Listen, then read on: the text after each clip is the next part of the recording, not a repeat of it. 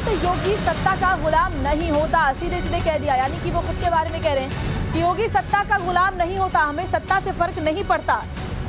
समाज को प्रेरणा देते हैं साधु और संत, मुख्यमंत्री कह रहे हैं। विदेशी आक्रांता समाज को बांटने में सफल हुए।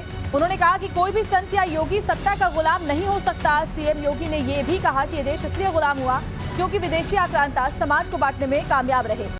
यूपी के मुख्यमंत्री योगी आदित्यनाथ ने चंदौली में दरअसल एक कार्यक्रम के दौरान ये बड़ी बातें कही। यहाँ मुख्यमंत्री बाबा कीनाराम के 425वें जन्मोत्सव समारोह में अवसर पर पहुंचे थे। बाबा ने अपनी साधना का उपयोग, इस सिद्धि का उपयोग राष्ट्र के कल्याण के लिए किया, लोक कल्याण के लिए किया।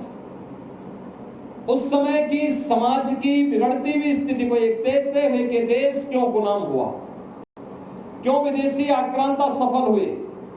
एक तरफ उन्होंने समाज को जोड़ने का काम किया, दलितों को, आदिवासियों को, वनवासियों को, गिरवासियों को बिना भेदभाव से मुक्त एक ऐसे समाज की स्थापना का अलग जगाया था जो एक अघोराचार्य को ही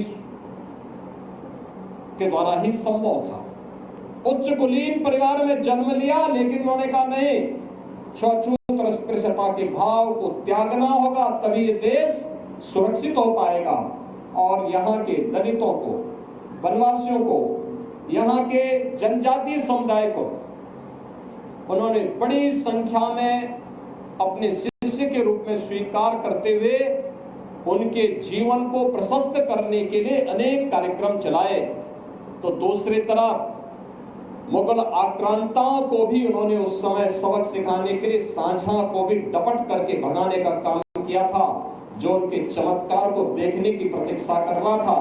उन्होंने विदेशी आक्रांता उस समय के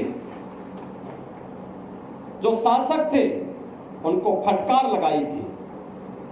यानी ये चीजें दिखाती हैं एक संत और एक योगी सत्ता का गुलाम नहीं होता है, बल्कि वह अपने कदमों पर उन्हें चलने के लिए मजबूर करता है।